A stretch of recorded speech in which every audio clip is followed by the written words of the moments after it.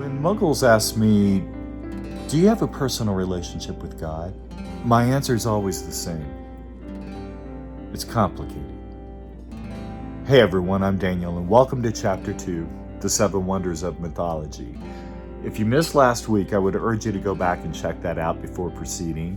This is a 12-week video series, which is a program of recovery and discovery for people who identify as witches, empaths, psychics, healers, mediums.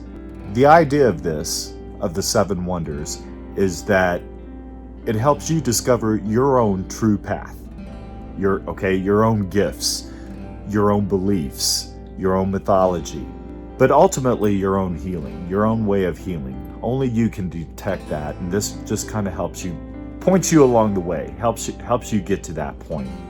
So I just want to do a quick review of what we covered last week, and then we'll just move right on into the lessons and the task for this week. So protection was the primary focus of last week's lessons. Protection from not just outside sources and energies and people, but protection from ourselves. And the exercises and the task and the spell work that I introduced last week, we did a little time travel. We went back through our time, did a little inventory. We identified our demons, our personal demons and otherwise, and we determined our angels. And through this work, we get a general idea of our cultural and personal conditioning over time. And the biggest thing that we really worked on are some of these negative core beliefs that kind of go around posing as our own inner voice, but it isn't. They are basically dark seeds that were planted by our intimates, our parents, our family, our teachers, or just the cultural environment of the time. When these dark seeds are planted in us, we have a couple of choices. We either dismiss it as, no, that doesn't ring right. I don't care what your opinion is, that's not going to work. But other times, we'll take that seed and we'll put our attention on it. And as witches, when we put our attention on a seed, it's like Miracle-Gro. It's just going to grow and develop into a full-fledged curse turned demon, actually. Now, as we start to set up our protection, a couple of things happen. First of all, we become a little bit disoriented, and our intimates become disoriented as well. Our recovery, now we're acting a little bit different, and we're exploring ourselves. We're going to look a little odd to other people, and we're going to look odd to ourselves. But that's okay. I mean, this is people who love and trust you and want the best for you are going to understand, and you yourself are going to have a little struggle with this because stop and just real quick read you one of my favorite quotes from Julia Cameron's The Artist's Way. It's important to remember that at first flush, going sane feels just like going crazy. As you weaken the grip of, these negative core beliefs and these demons, something else, starts to manifest and to happen. It may seem completely foreign, but yet hauntingly familiar.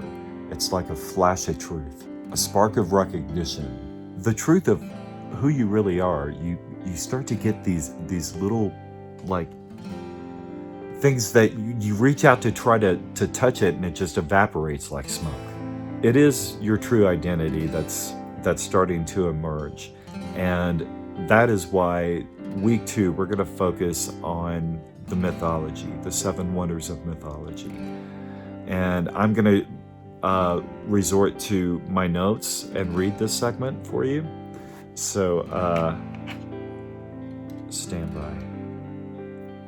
This week, we recover and discover the 7 wonders of mythology. Now that the demons of our self-imposed curses have been exposed, they are in fear mode too. They are scrambling. They're mixing lies with the truth in order to survive.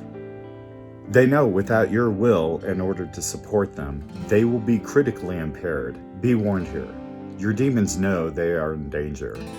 They will stop at nothing to defend their food source, you and your magical energy. Do not let thoughts like I'm losing my mind or I'm going crazy flip you the fuck out. Practical wisdom assures us that truly crazy people do not say, I know I'm insane. Because the truth is this, discovering our true identities can be as traumatic as a child who discovers that he was adopted when he or she was young, or finding your true birth family later on in life. Contrary emotions and signals crossfire. Oh my God, all this time I thought I was alone. That sentence carries a heightened sense of optimism, but also the weight of a previously unknown, if not ominous, truth. Do I really need or want to know any of this? Usually follows. One of the first memories I have as a child is standing out in my backyard under a great white pine.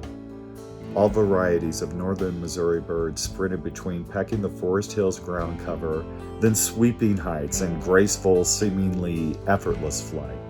It was the first time I experienced jealousy.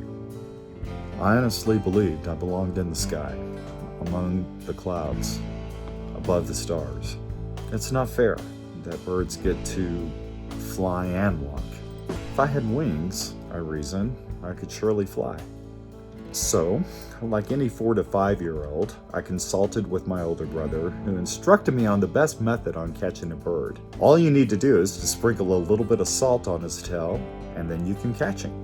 So off I went with a box of Morton salt, just flailing it everywhere and chasing this little robin around the yard, who was actually very fickle. I mean, he was beautiful, but he was not frightened by this little 4-year-old that was chasing him around with a box of salt. You know, he'd let me get close enough for false hope, and then just when I would reach for him, he'd take off.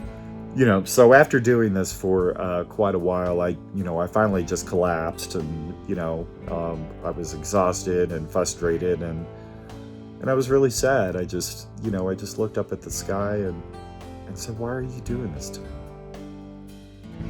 And in that instant, my fine feathered friend returned to the top branch of this little shrub that was just close enough for me to reach, for sure. And I reached out my hand, and sure enough, he just walked right into my hand and surrendered to my capture. And my first instinct was to go get a knife and to cut his wings off, because that way I would have the mechanisms to fly. But something happened when I was looking into that robin's eyes. I had my jealousy was replaced with another first emotion, empathy. In fact, it was my first spiritual experience. The first time that I understood my language as an air sign, as an Aquarian.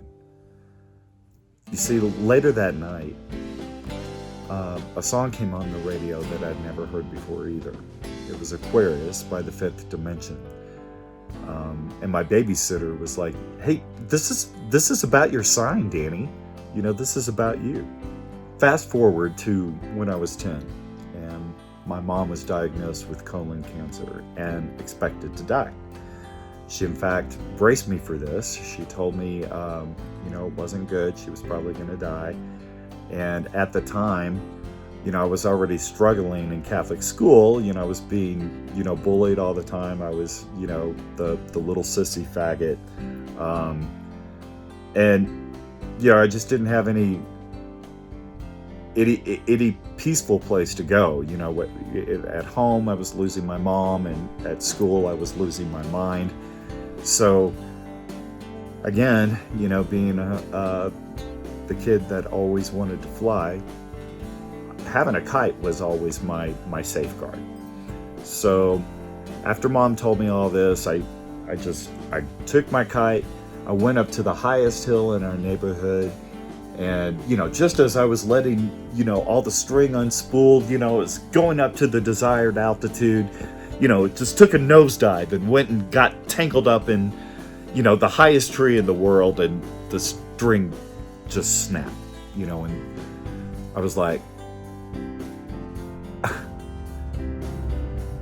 and I just collapsed, on that hill. And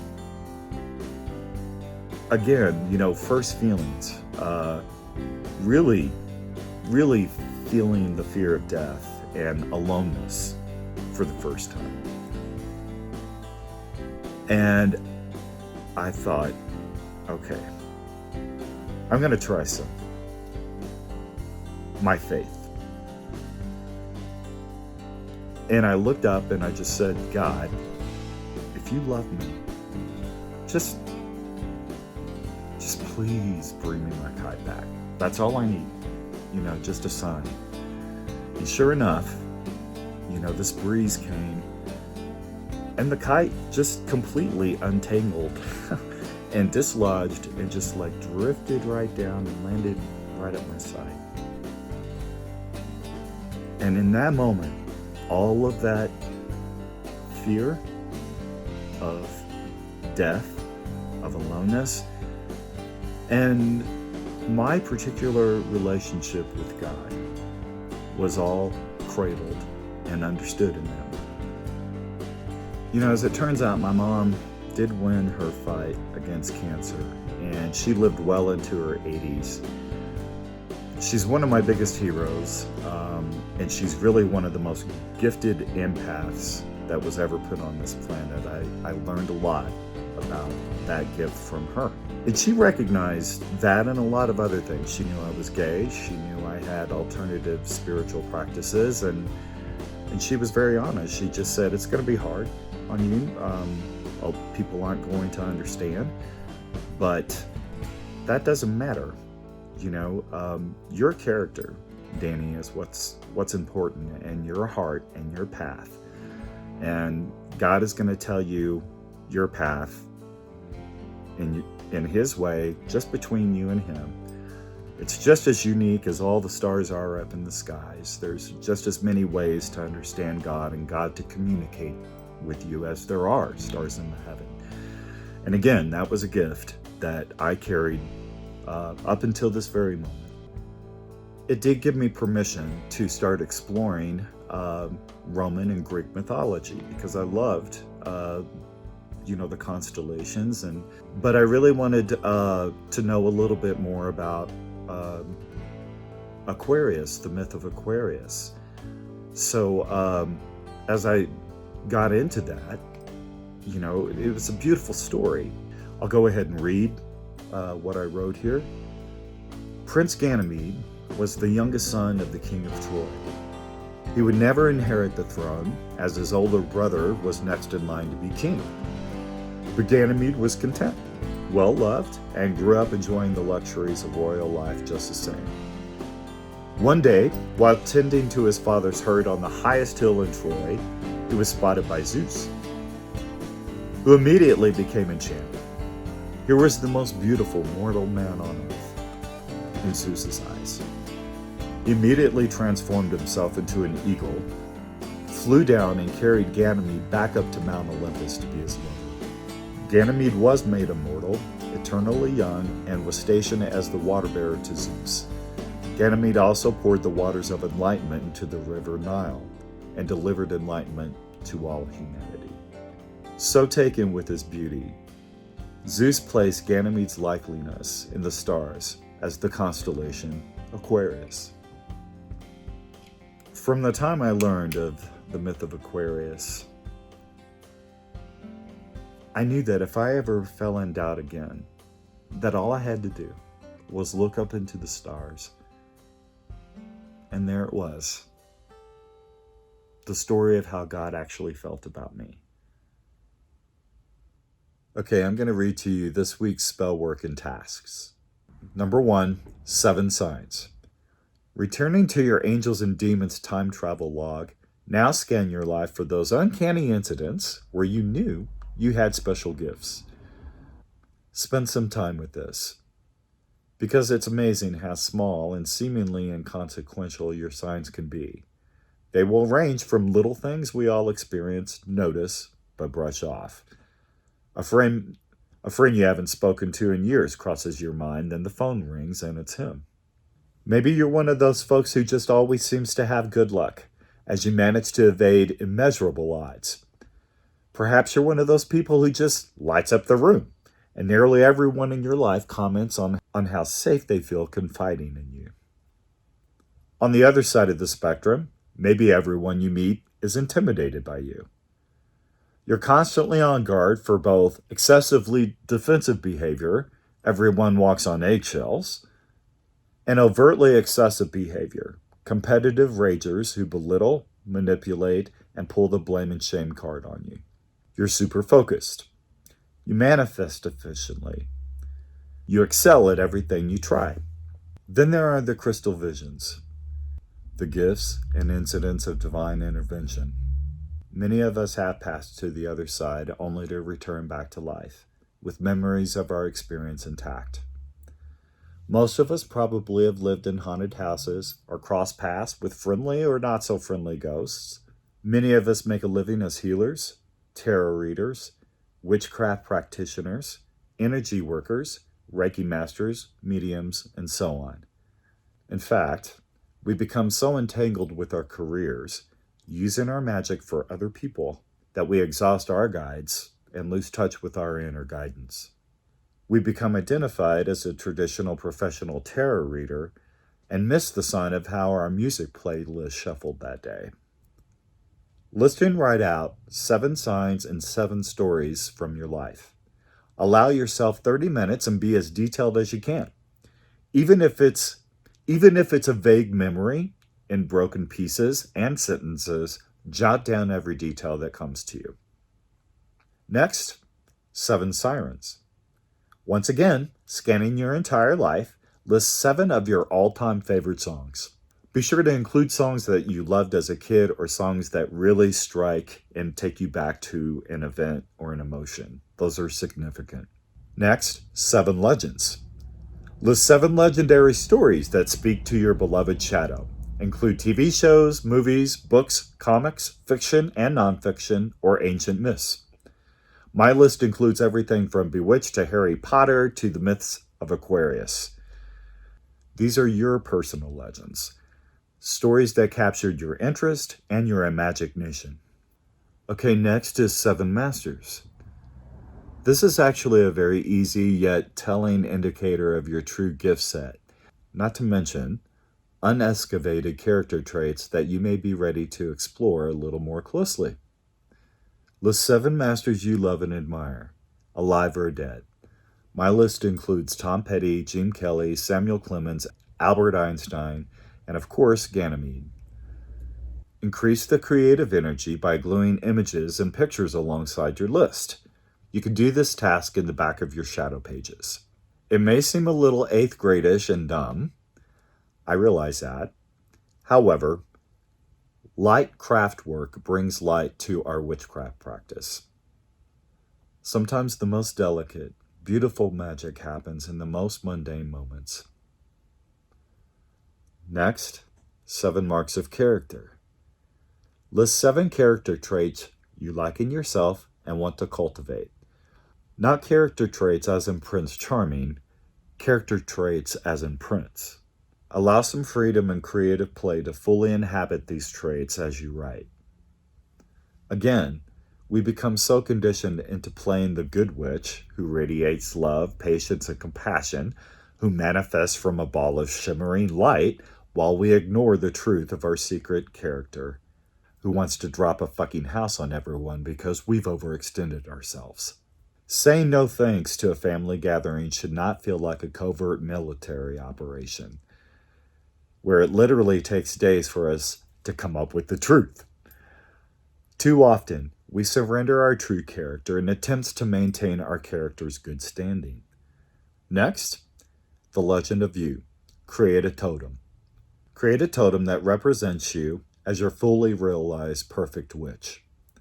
The medium you use to do this does not matter, as long as it is something that involves your creative gift of choice. Fashion a totem using corn husks, wax, or bits of colored cloth.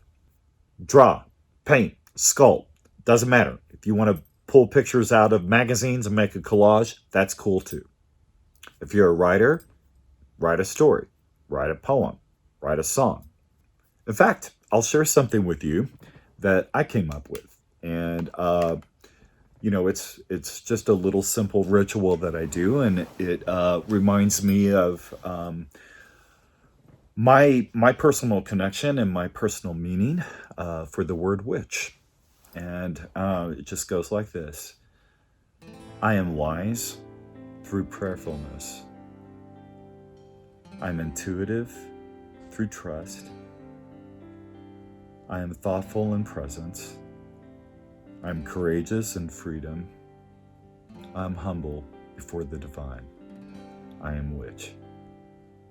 All right, that wraps Chapter 2, The 7 Wonders of Mythology. In addition to the task of this week, don't forget to practice the basic tools, the shadow work that we talked about last week.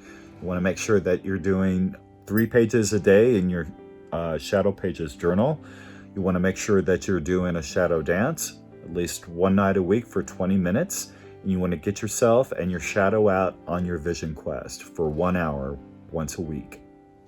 All of this week's spells and assignments are going to be on the blog associated with Chapter 2, The 7 Wonders of Mythology.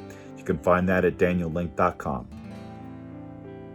Also, be sure to check out additional material, special content. I'll put something different in our digital witch box. That's also on the blog. Be sure to check that out. What else? I wanted to give a very deep thanks to my shadow mates, Jill, Jen, and Kathy, for helping me through last week and ongoing throughout the 7 Wonders. Be sure to join me next week for Chapter 3, The 7 Wonders of Power. Until then, be kind to yourself, and I'll see you at the rainbow's edge.